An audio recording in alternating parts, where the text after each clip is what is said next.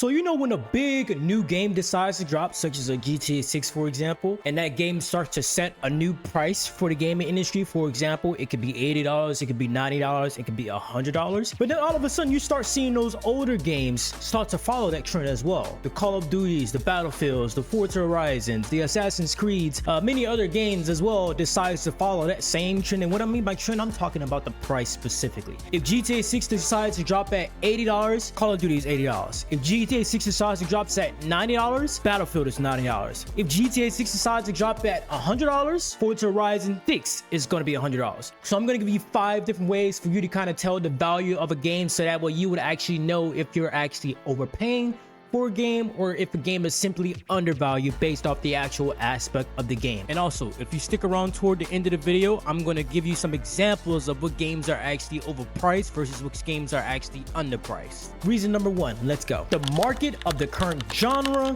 developer, or series. Here's what I mean by that. Current genre, developer, series, right? So when you think genre, that's your first person shooters, that's your racing, that's your story driven game, that's your single player game, that's your extraction genres as well. All of those are typically considered genres in the gaming industry. And then of course you have developers. You have Activision, you have EA, you have the developers of Forza Horizon, you have the developers of Assassin's Creed. Developers is essentially the company that are behind those games, that creates those games essentially. And then you have the series of the games as well. Series meaning Call of Duty 1, Call of Duty 2, Call of Duty Modern Warfare, Call of Duty Black Ops. You know, those are different series of a game. Battlefield 1, 2, 3, 2042, 6, etc. Forza Horizon 1, 2, 3, 4, series. Those are typically series of the actual game when it comes to determining the market value. Now the question is, how can you actually determine the price of those games? So to actually determine a valuable price of a game compared to something big such as a GTA series, right? Think of all the things you can do in a GTA series and compare that to a Call of Duty or a Assassin's Creed or a racing game. You know, if GTA is selling a game for $70, $80 and you can put in thousands of hours just by doing so many things in that game versus a Call of Duty where it's only known for shooting, a Forza Horizon which is only known for racing, a Madden which is only known for throwing a ball, playing football. Ask yourself, is this value worth the same as something big as a GTA series? And that's how you know if the value is actually correct or overpriced or not worth that price. Reason number 2, what all you can actually do in a game. So this is kind of tricky because most games nowadays, there's certain things you can do in a game and there's certain things you can't do in a game. GTA 5, GTA 6 is one of those games where you can simply just about do everything. You could spend hundreds of hours, maybe even thousands of hours. I know I probably have over thousands of hours in GTA 5 if we take RP into consideration, but there are many things you can actually do when it comes to GTA 5. You can race, you can do story driven, you can do online, you can do single player, you can add mods, you can do custom events, you can create your own races, you can shoot people online, you can role play in that game. There's so many different things you can actually do in that game that brings the necessary value to that game for them to charge the actual price that they could be charging for that particular game. So when GTA 6 comes in there and they decide to set a new market price, for example, I'm anticipating $79.99 possibly for this game.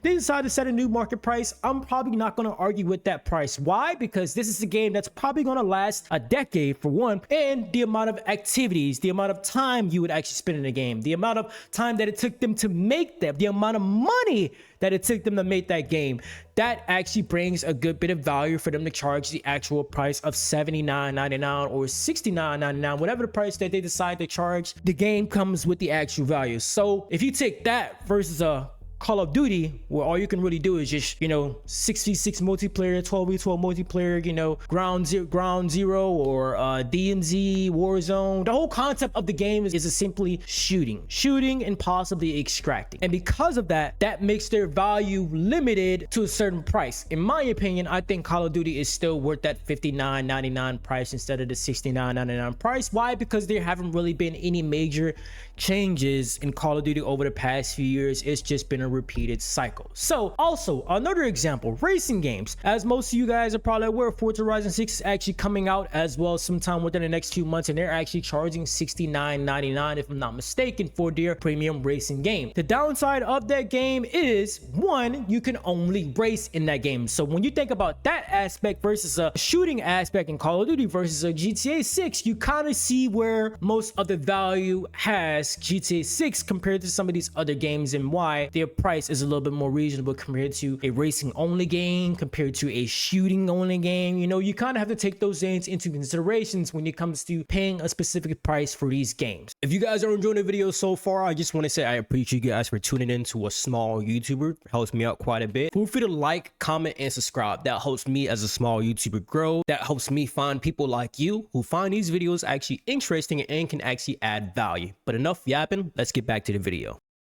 Reason number 3, same overall concept. So what I mean by same overall concept, Forza series has been in development for over a few years now. Same concept, is just racing, arcade racing style game. Call of Duty has been the same overall concept for the past few years, besides Warzone. Warzone is something completely new. I completely applaud them for getting innovative with Warzone, but nonetheless, it's still a shooting game at the end of the day. Assassin's Creed is also overall same concept as well. I mean, you're assassin, you're killing people, going back in time and just killing people and just kind of creating a story behind that. Same overall concept. GTA 6 is also the same overall concept as well, but what makes GTA 6 different from all those other series, like I mentioned earlier in reason number 1, the amount of value that it actually takes to create that game, the amount of years that it actually takes to create that game, the time span that it takes for them to create that game, and the space that we have in between when GTA 5 comes out and also GTA 6 come about. I mean, we're talking about a decade worth of time frame where they haven't released a new game for the GTA 6 series. It's the same overall concept, but the actual space, the time, the amount of time since the last release of the series is kind of also what determines the actual value of the game as well. So you kind of have to take that into consideration. Is it the same concept from the previous installment? What all you can actually do in a game? And also the market of the current genre, the series, and also the developer that they're charging for their game as well. So those are some of the 3 things you can actually take into consideration when paying for a specific price of the game. Reason number 4, reuse of the same engine. And here's what I mean by that. A lot of games, what typically happens, once they create the first base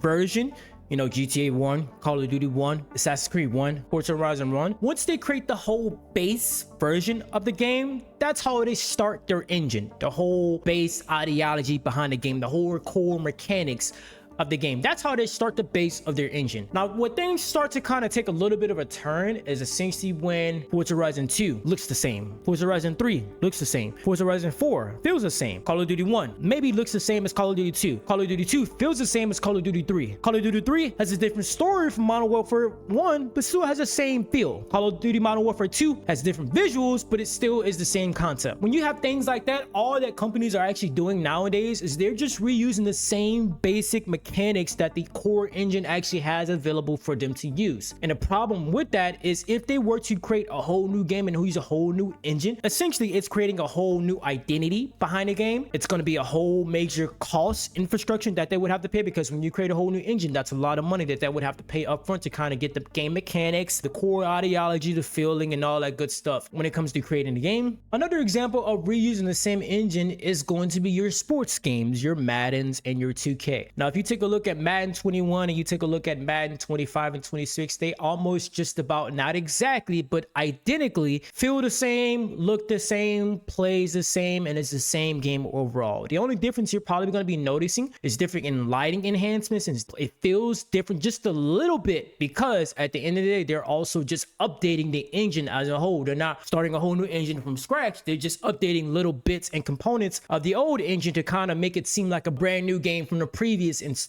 Essentially, they're just reusing the same engine over and over and just adding, updating, or making some modifications to make the game look, feel, and also play a little bit different. But in reality, it's the same engine. So that's another reason you can actually determine the value of a game, is if they're reusing the same engine. If they're using the same engine, I'm not going to say they're not putting a bunch of money into the game, but the ideology, core concept of the game is going to be the same in the next installment. Nothing major is going to change. I mean, if you want some examples, just look at the Madden series, look at the 2K series, look at the Call of Duty series, and also look at the Battlefield series as well. They've been in development for over years, and ask yourself, does this look like Madden 21? Does this look like Madden 21? Does this feel like Madden 23? And if it does feel like the same exact game, you know, from previous installments, well, there you know, the price that they're charging for that game is actually overvalued. Reason number 5, and most of you guys probably already are aware of this particular situation that the gaming industry is transcending into, and this is essentially yearly releases. So we all know yearly yearly releases is actually not really good for the gaming industry. And we can take Call of Duty for a prime example of this. We can take Madden for a prime example of this as well. We can also take 2K for the same prime ideology example of this as well. And here's the problem with these yearly releases. One, most of those games are public on the stock market. Here's what I mean by public on the stock market. Their goal is to make as much money from a game as much as possible, to bring as much value to the game as make as much money to the game as possible. Why? Because that sends their stock price up higher, and also it brings their investors money into their pockets as well, for their investors to keep funding their project every single year. And so essentially, when you decide to release products on a year-to-year basis, your revenue can also climb every single year, because instead of you waiting every 5 years to release something, if you release something every year for $60, then you go up, next year to $70, then you go up next year to $80. You're constantly making your investors money, and your stock price is also going up even higher, bringing the value of your company higher than what it was the previous year. And so when it comes to the yearly releases, that's one of the main reasons these companies are actually trying to do that with the yearly releases. The problem with that for us is that it becomes very stale. Call of Duty is a main example when it comes to games becoming stale on a yearly release. Black Ops 6 and also Black Ops 7 as well. Almost two of the same identical exact game, and they release these games on a back-to-back yearly basis. And as a result, Black Ops 7 did not perform nearly as well, and is probably one of the lowest selling Call of Duties of all time, because they decided to do a yearly release, because they decided to get money hungry and constantly add more value. And them meaning add more value is just like adding pre-rendered maps from older games to try to bring it into Black Ops 7 to add more value. In reality, it's just the same game from the previous installment. Madden is also another example of this. 2K is also another example of this. They release these games every single year, and they use the same engine, and you don't really notice any major changes, any major game-changing changes in the game, because they're steady, constantly releasing the same exact engine every single year. Why? Because it keeps their costs down, and it makes them money every single year, and that keeps their stock investors happy at the end of the day. So that's why yearly releases are always a bad idea. Now, Battlefield is a little bit smart in a way. They decided to release their game every 5 years. Why? Because it gives their players and consumers time to actually enjoy the game before they actually start to get a little bit bored. That way, when they start to get bored of the current game of the installment, the new game actually builds a little bit of demand. And so when demand comes from that game, they actually have the opportunity to actually increase, because there's demand for the exact title, rather than them releasing it every single year. But the problem with that is they're not making as much money as the Call of Duty franchise. Why? Because they're not releasing the game every single year. So those are the 5 different ways you can actually determine the value of a game, to actually know if they're actually overcharging you for a specific genre of a market, or if they're actually undercharging you, you're actually getting a sweet deal for that particular game. Because what happens is, if they overcharge you and they decide to go on sale 2 weeks to about a month after release, that's how you know the game didn't really do too well. And that's how you can also know if you actually overpaid for the price. And my whole goal here is to not have most people overpay for the price of a game, because one, some of these games aren't really valued at that top of the line price. And so my goal is to help you kind of figure out what a game is actually truly valued at. So now that we got the ways that you can determine the actual value of a game, now I'm going to give you guys 5 examples of games that I see and determine if they're actually overpriced and overvalued based off of the 5 conditions that I mentioned earlier, to help you determine if a game is overvalued or undervalued. Let's start off with game number 1. That's going to be Assassin's Creed series. Assassin's Creed series, typically it depends on when the game is actually going to release. Assassin's Creed Shadows, I'm going to say that game being valued at $69.99, $70 essentially, is going to be overall a fair price. Why? Because it's a single player game. Once you beat the single player, that's typically it. And also, these Assassin's Creed game series, they typically release